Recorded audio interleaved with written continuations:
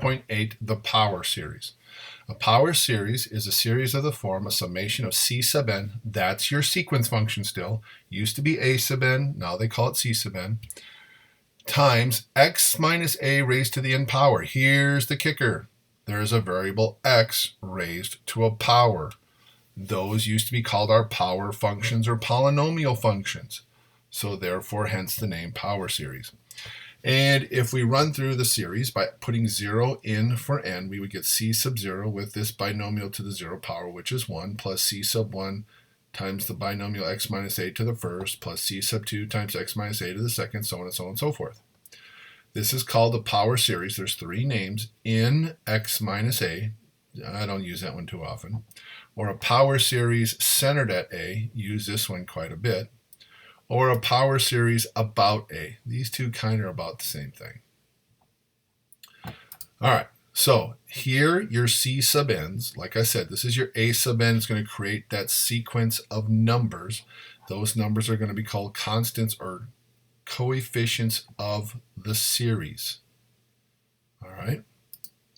So it's important to note that if there is no minus a at the beginning, this is a power series centered at 0. That's like putting 0 in for a and it's x minus 0, but we really don't do that. And then x minus a to the 0 power is 1. Even, this is the kicker, even if x is equal to a. This will still be a 1. It's kind of like that rule for factorials. 0 factorial will be defined as 1. You have to have some value here in your summation. You just can't have all zeros, if you will. So this can't be 0 to the 0, 0 to the 0, and all zeros added together. We have something here that's going to give us numbers, so we have to have some sum. So this is predetermined to be a 1 at the very beginning, but that's the only time. The other thing I want to make a note is that this is like a 50-50 thing here. Some teachers, they still prefer to keep the a sub n out in front to remind you that this is still your sequence function. Same thing. X minus c, because a lot of teachers prefer the c being the constant of your binomial. Same thing up here. It's 6 of one, half dozen of the other. Okay, so just keep that in mind if you run into another instructor. All right, a function, or as a function f of x, because we're putting x's into this series, this is now a function.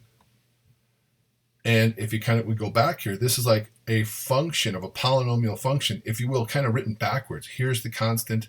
This would be the x to the first term, x squared, x cubed. So it's not written in descending order. It's technically written down in ascending order, but it's still a function. All right, now, come on. All right, so here's my function. It is the summation where the domain of f of x is the set of all x for which the series converges, called the interval of convergence. So if this converges, our function will create a sum of value, which means we can put the x into the function and we get a sum value. This is your output, right back to good old function notation. Now, if you do have an x that doesn't allow, it's not in the domain of conversions, then it's going to diverge, which means now your sum is infinity. We can't determine what that value is. All right. This interval, again, is always centered around a. So it'll be some x values to the right of a, some x values to the left of a.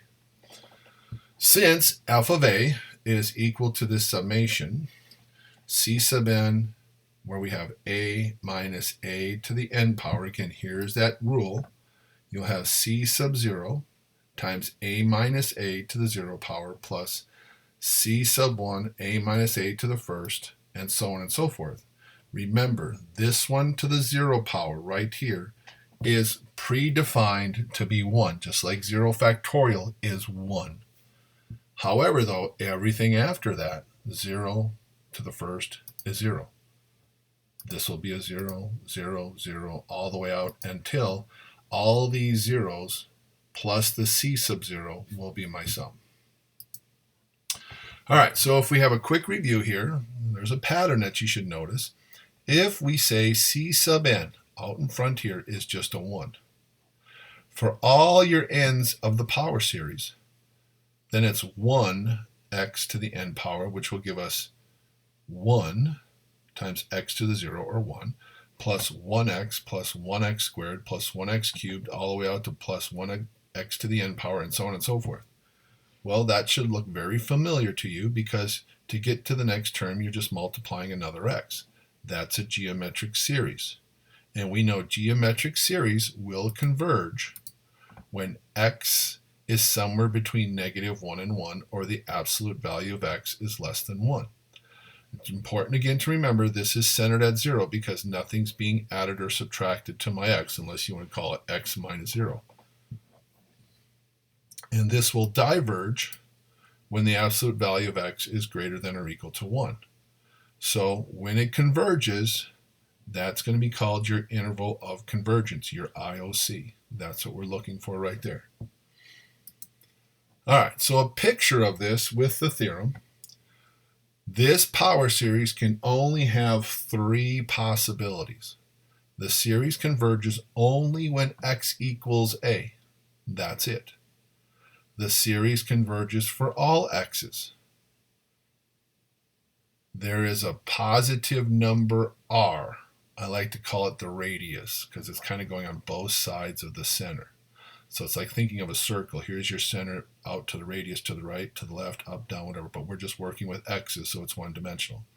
Such that the series converges for the absolute value of x minus a is less than r, and diverges if x minus a and the absolute value of r is greater than r, kind of like our geometric series. All right? Hey, where'd it go? So graphically, here's your a, there's your radius to the left, to the right. But notice these are open circles, so we don't know what happens at those endpoints because nobody put an equal to line in here. Outside of those will be my divergence. So your endpoints must be checked for convergence and divergence possibilities. We can't get that out of here. We have to make individual tests for that. All right, so our graphs. Here you have endpoints that diverge. They put parentheses. I prefer, because some people's brackets, here's convergence and endpoints, brackets and parentheses look the same. So if I ask you to graph, we're going to go open circle, just connect it with a line. Close circle, connect with a line.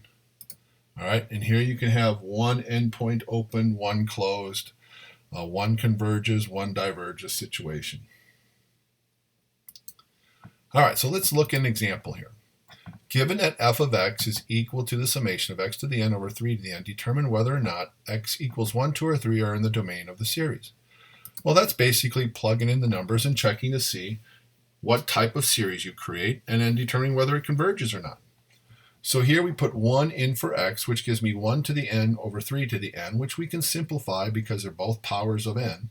We can simplify that as 1/3 to the n power. Well, that's geometric. Your r value is 1/3. It's less than 1 and converges. F of 2, we could do the same thing. That's going to be 2 over 3 to the n power. R is equal to 2/3. That's going to converge. So 1 and 2 are in the domain. But if you put in the 3 over 3 is 1. 1 to the n power. That means your r is equal to 1, and that means your geometric series now diverges. So 1 and 2 are in the domain. 3 is not in the domain because it made it diverge.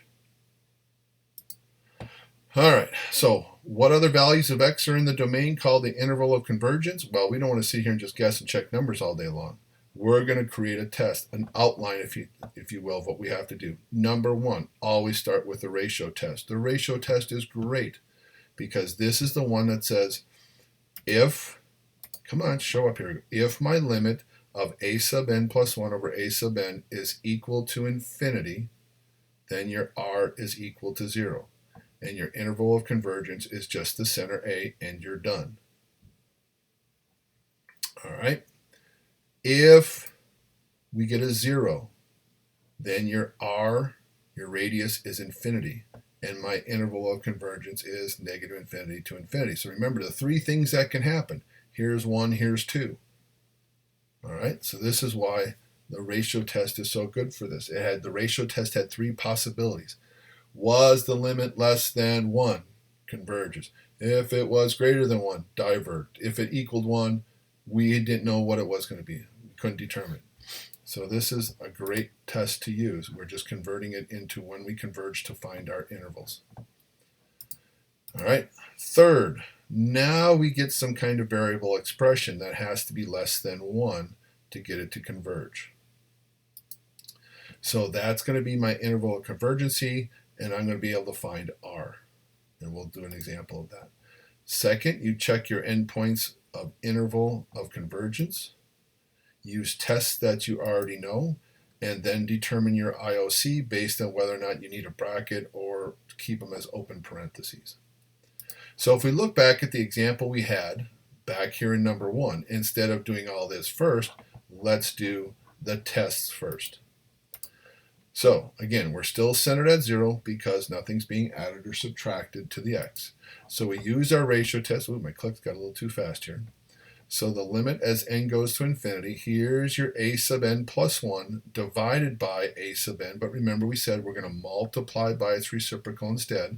So my x to the n over 3 to the n becomes 3 to the n over x to the n. Remember how we simplified these. X to the n times x to the first. 3 to the n times 3 to the first. That's that exponential rule, that if you multiply like bases, you add your exponents. So we're basically factoring them down. So we can cancel the 3 to the n with a 3 to the n, the x to the n with an x to the n. We're left with x over 3. And lo and behold, there's no n's here. So when my n goes to infinity, I'm still the absolute value of x. And we keep the absolute value of x because we don't know if x is positive or negative right now. But we do know in order to converge, it has to be less than 1. All right? So now to create your compound inequality, we can drop off the absolute value bars as long as we put -1 is less than x over 3 is less than 1. And now we solve this for x. Multiply to 3 to both endpoints. When you do that, this is your R.